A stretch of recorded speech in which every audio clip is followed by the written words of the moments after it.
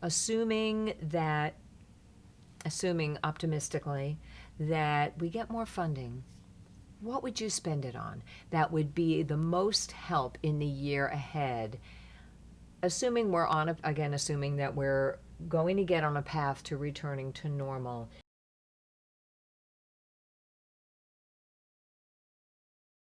That's easy. Okay. Yes, to put the proper air filtration systems in, for example, Okay.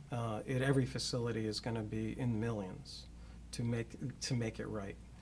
Secondly, with all of the facilities and inadequate funding, I would love to hire more staff and more training.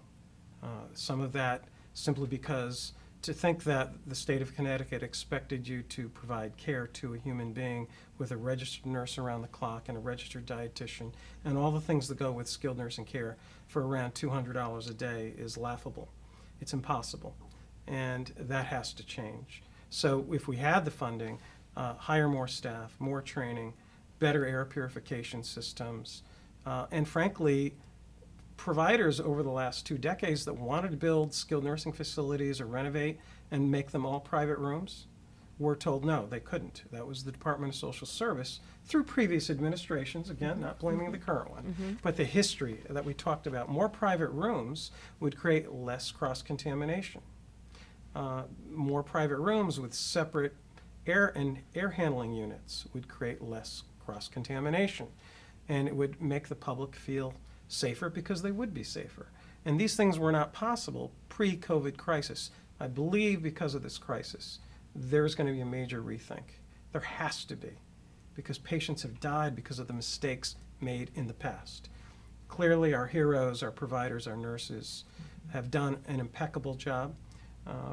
Mistakes were not made, I don't believe, by our staff. They did the best. They truly were superhuman in the work they did. And nothing can be said otherwise. But going forward, there's so much more that we could do to make our patients' lives better.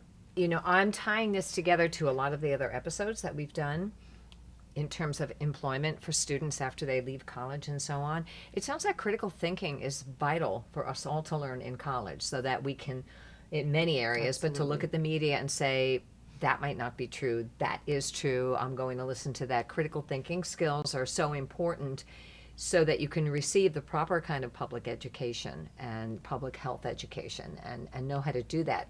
So that's part of how we train our students to put the filter on what do you do with the plethora of messages that come your way. What do you listen to? How do you critically look at it and say, no, I see where they're coming from.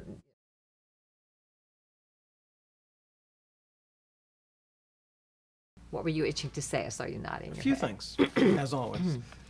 One is we recognize this challenge, and we set up our YouTube channel, Honest Healthcare.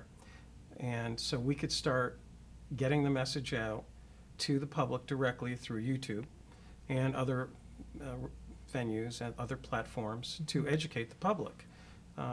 One being that we talked about transfer trauma, for example. I testified back in February, I believe in front of the Human Services Committee. And we talked about transfer trauma for many years with the state of Connecticut and legislators about the issues of closing a skilled nursing facility, not providing the funding, and those poor patients are ripped out of their home. Their family members are the staff, because many have no family members. And so what we started to do was interview people that worked in those facilities. And we interviewed several, and we put it on our Honest Healthcare, and I know some of the legislators actually watched it. So when I was testifying at the hearing, they saw that. I agree that we need to utilize the media. We need to utilize, all providers should be utilizing more social media, because we can't trust CNN or Fox to give us the right answer. We need to do it ourselves. We need to cut out the middleman. And YouTube and our channel, Honest Healthcare, is doing that. Unfortunately, COVID hit and we were unable to complete. We were on track to interview hundreds of staff members that would testify to the transfer trauma reality. That being said, when I look at the Department of Public Health in Connecticut and Barbara Cass, who's done a phenomenal job, the state of Connecticut, she really has done an amazing job. They maybe through social media can do more. I'm sure the state of Connecticut has a bigger IT department than us. And I think more utilization of, again, YouTube, or being willing to appear in other YouTube channels, attending one of your shows. These are so important to get that message out, because we cannot trust the mainstream media such as a CNN or a Fox. Except for NPR, of course. Oh, We love I NPR. didn't mention NPR, did I? No, I stayed away from that.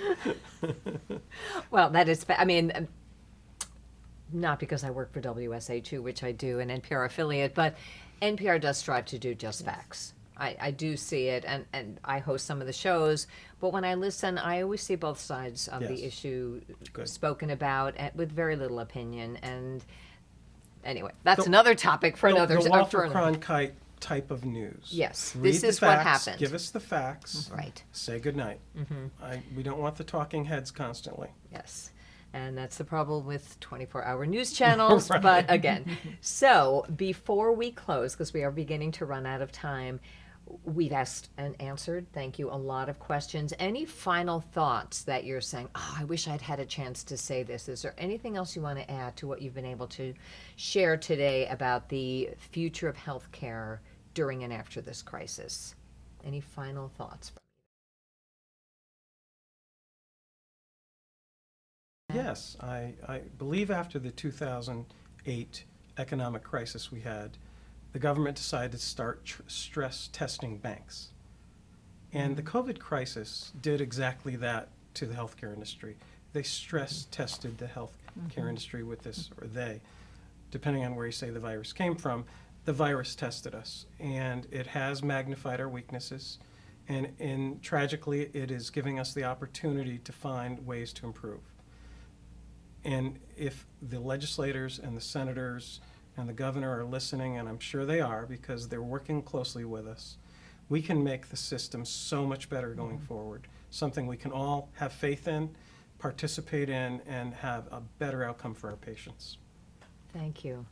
And I couldn't agree with you more. Let's keep these lessons, and when the dust begins to settle, make it count for something. I see so many acts of kindness everywhere, and I would say keep your eyes open to the acts of kindness that you see, because that will help your mental health also. Yes.